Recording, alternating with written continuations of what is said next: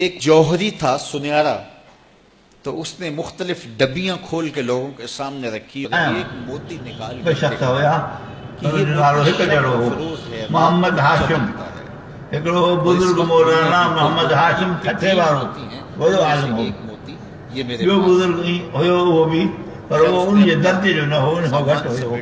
हिननि सलाम पढ़ियो, सलाम जो जवाबु आयो वालेकुम सलाम। हाणे हिननि पाण में चयो त इहो सलाम अलाए कंहिंखे मिलियो, तोखे मिलियो अलाए मूंखे मिलियो। त हुज़ूर साईं फरमायो वालेकुम सलाम मौलवी ठठवी। وہ جوہری سمجھ گیا اس کی رپورٹ کو کہ یہ میرا ہم سفر اس کا دل آ گیا ہے اس موتی پہ اور مجھ سے موتی چرانا چاہتا ہے۔ اللہ جو قسم آ کہاں اساجے سمجھ کھوں گال مٿے آ سفر کہاں اساجی سمجھدا ہوں تے فوت ثیا جو سامان اتارا اور سونے کی تیاری۔ حضور صاحب جو شان اعلی ہے، ورفعنا لك ذکرک، تو جو شان ہی مٿے آئے نبی پاک تمام مٿے۔ لیکن اس جوہری نے یوں کیا کہ نظر بچا کے وہ ڈبیا قیمتی موتی والی نکال کر کے اس کی جیب میں ڈال دے اور خود بے فکر ہو کے سو گیا۔ جب یہ خراٹے لینے لگا تو چور اٹھا، اس کا سامان ٹٹولا، اس کی جیبیں دیکھیں، سارا دیکھتا رہا، خیر دن چڑھ گیا۔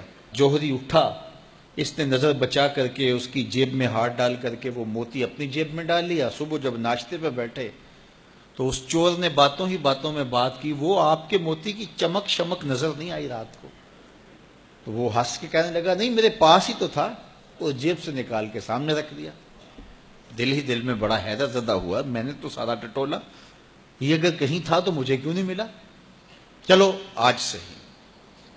اگلا دن آیا تو پھر اس نے قمیض اتار کے رکھی اور اس نے نظر بچا کے اس کی قمیض میں وہ موتی ڈال دیا اور خود بے فکر ہو کے سو گیا۔ یہ ساری رات اس کے سامان میں، اس کے لباس میں تلاش کرتا رہا اور وہ مزے سے سویا رہا۔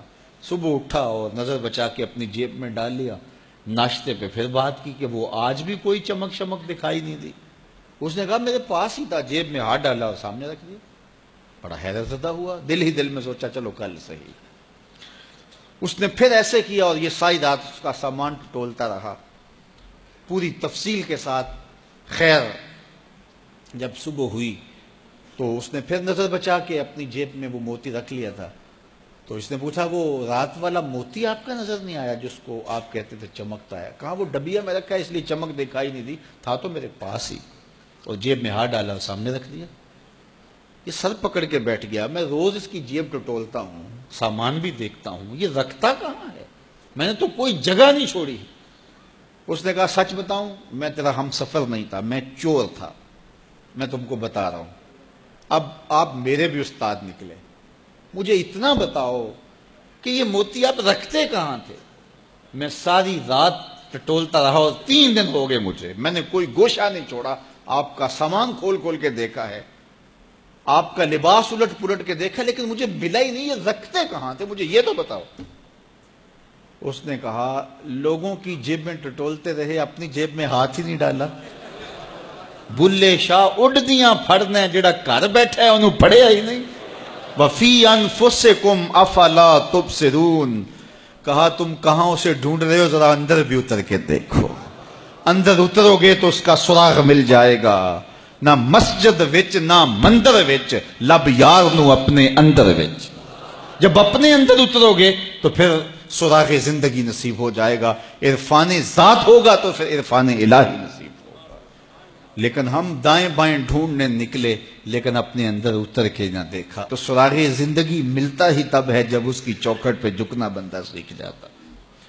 تو اس کی چوکھٹ پہ جھک کر کے زندگی کی سربلندی حاصل کیجئے اور مقصد زندگی حاصل کیجئے۔